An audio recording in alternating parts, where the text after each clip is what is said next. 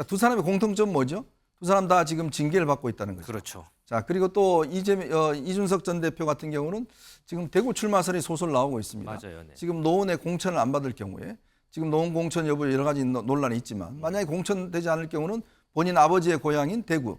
필요에 따라서 합종 연행을 지금 하는 건데 이준석 대표를 지금은 끌어안을 필요가 있다라고 해서 뭐 홍준표 시장을 잘 아는 분들이야 뭐 그러려니 하겠지만은 모르는 분들은 아니 뭐 엊그제까지 욕하다가 지금 또 칭찬하고 이게 뭐지 뭐 이렇게 생각하실 분도 있을 것 같은데 이준석 전 국민의힘 대표가 홍준표 대구시장과 깜짝 회동을 했습니다. 두 사람이 만난 게 무려 1년 4개월 만이라고 하는데 자, 이번 만남에 어떤 연유가 있었던 건지 한번 알아보겠습니다. 민지수 기자, 두 사람 만난 게 뭐 특별한 일정이 있거나 뭐 그래서 혹시 만난 건가요? 어떤 거예요? 네, 저희가 사진을 준비했는데요. 어제 저녁 이 대구에 있는 한 야구장에서 치맥 페스티벌이 열렸습니다. 대구에서 매년 해요, 이거. 그렇습니다. 이 자리에 개막식에 두 사람이 만난 투샷이 포착이 된 건데요. 어허. 홍준표 시장 페이스북에 이준석 전 대표가 이 축제에 오겠다고 해서 흔쾌히 오라고 했다 이렇게 먼저 밝혔고 이준석 전 대표도 현장에서 만난 기자들에게 홍 시장께 차 한잔 하자라고 먼저 연락을 드렸더니 개막식에 오라고 하셨다. 다른 의도는 전혀 없고 이 파티를 잘 즐기고 갈 계획이다 이렇게 밝혔습니다. 이현정 의원님, 네. 이준석 전 대표가 홍 시장에게 차 한잔 하자고 했더니까 개막식에 오라고 했다. 그래서 이제 치맥 파티 가서 만났다고 하는데 정말 단순히 차 한잔 하려고 연락을 했을까요? 그걸 믿을 수 있을까요? 그러니까요. 원래 이준석 대표는 치맥 행사에 매년 갑니다. 음. 근데 원래는 2일 날 가기로 했어요. 원래 이제 2일 날 가기로 했는데. 네. 근데 본인이 이제 이날 이제 이 홍 시장한테 연락을 했다는 거 아니겠습니까? 자, 두 사람의 공통점 뭐죠? 두 사람 다 지금 징계를 받고 있다는 거죠. 그렇죠. 자, 그리고 또 이준석 전 대표 같은 경우는 지금 대구 출마설이 소설 나오고 있습니다. 맞아요. 네. 지금 노원의 공천을 안 받을 경우에 지금 노원 공천 여부에 여러 가지 논란이 있지만 만약에 공천되지 않을 경우는 본인 아버지의 고향인 대구 아니면 본인의 어떤 집안이 있는 칠곡이라든지 뭐 이런 쪽에서 아마 정책 제기를 노리는 게 아니냐 이런 지금 견해가 있습니다. 자, 그렇다면 이 기회가 굉장히 본인한테는 여론의 관심을 받으신 좋은 기회잖아요. 이준석 전 대표 뭐 정치인으로서는 이런 그냥 보통 하는 행보가 아니지 않습니까? 본인이 항상 행동 하나는 다 이게 어떻게 언론에 비춰질지 어떻게 이 정책으로 해석될지를 다 생각하고 하는 행동이거든요. 그냥 행동하지 않습니다. 홍준표 전 대표, 시장 마찬가지죠. 두 분 다. 자, 그렇다면 두 사람이 만나서 뭔가 시너지 효과를 올려야 될 거 아니겠습니까? 결국 이렇게 투샷이 잡힌다는 거는 결국은 우리가 징계받은 사람들끼리 뭔가 어떤 함께하는 모습들 또 많은 해석을 바라겠죠, 언론에. 자, 그러면 뭐 출마하냐 마냐 그럼 또 한 번에 언론에 나올 거 아니겠습니까? 결국 저는 그걸 노리는 게 아니냐. 뭐 누이 좋고 매부 좋고 홍 시장도 한번 나오고 이준석 때 한번 나오고 저는 그런 측면에서 이 두 사람이 어떤 이 서로 말만 주고받아도 우리 언제 만나자 그러면 기자들이 몰려 있을 것이고 그거를 보도할 것이고 라는 것들이 다 머릿속에 있지 않는가 그런 생각이 듭니다. 김준일 에디터도 지금 이현정 의원께서 시너지 효과라는 표현을 쓰셨는데 그거에 동의하세요? 시너지 효과 때문에 둘이서 만나는 뭐 건가요? 일부 동의합니다. 그러니까 다 동의하지는 않고요. 그러니까 그 홍준표 시장이 그 재작 2022년에는 그 윤핵관하고 이준석 대표 비판하면서 둘 다 구질구질하다. 뭐 이런 표현도 썼고 그러니까 올해 3월이네요. 예. 욕짓만 일삼는 어린애 내년에 보자. 뭐 이런 얘기도 했어요. 많이 이준석 했었어요. 대표 맞아요. 비판하면서. 그러니까 홍준표 시장이 조변 섞게 하는 거는 유명합니다. 그 상황에 따라서 이렇게 누구를 비판했다가 누구를 끌어안았다라가. 근데 지금은 이준석을 끌어안을 때다라고 이제 판단을 한 거죠.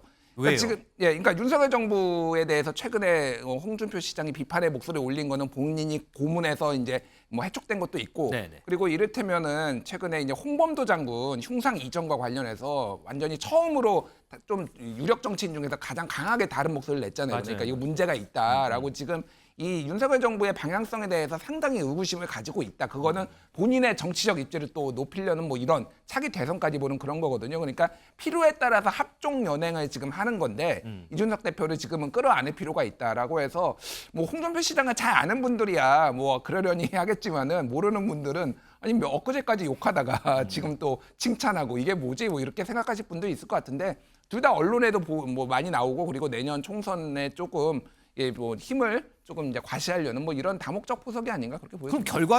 결과적으로 뭘 위해서 끌어안는 거예요? 그럼?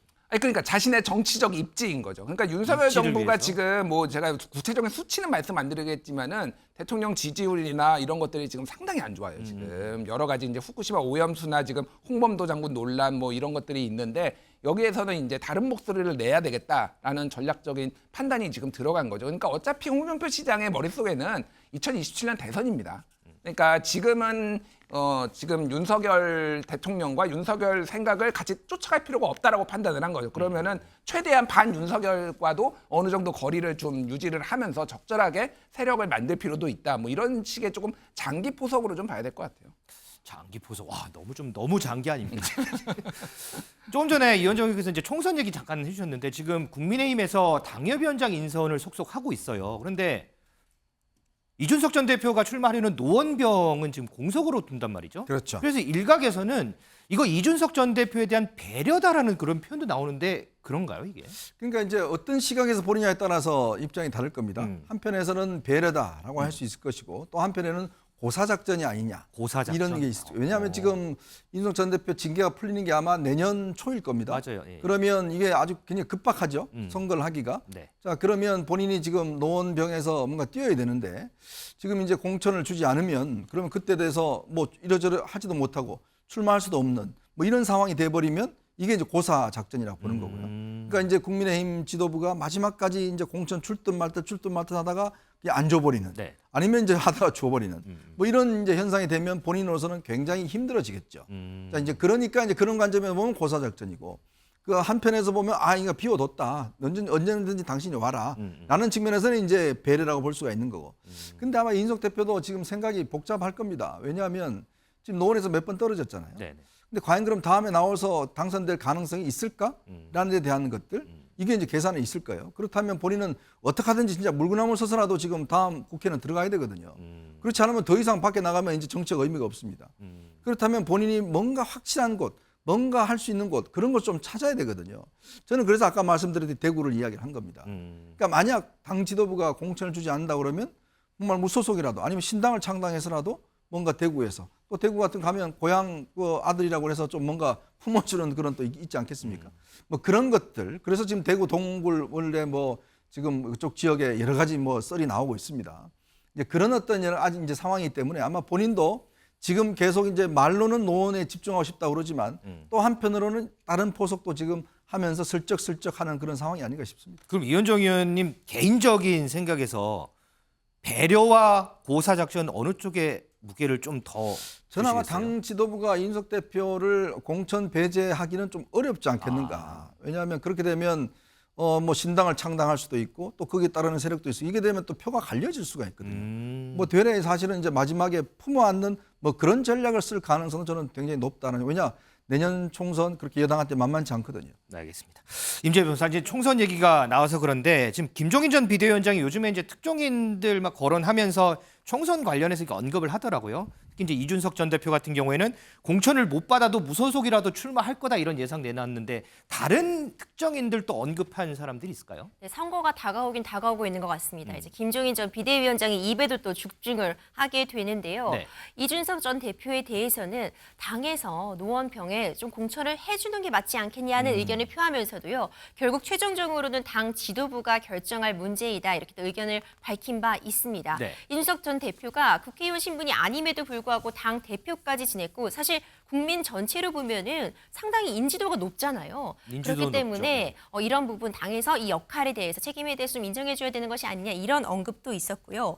그런데 갑자기 이제 날벼락 맞으신 분들도 계신 것 같습니다. 아, 그래요? 이미 진한 얼굴이다 이런 표현 들으신 분들도 계신데요. 나경원 전 의원과 이제 원희룡 장관에 빗대어서 이미 다 지나간 얼굴이다 이렇게 표현을 하면서 어떤 선거에서의 이 두 분의 책임론에 대해서는 국민들에게 좀 새로운 얼굴로 새롭게 또 평가받아야 되는 것은 아니냐 이런 선거에 관한 입장을 표하시기도 하셨습니다.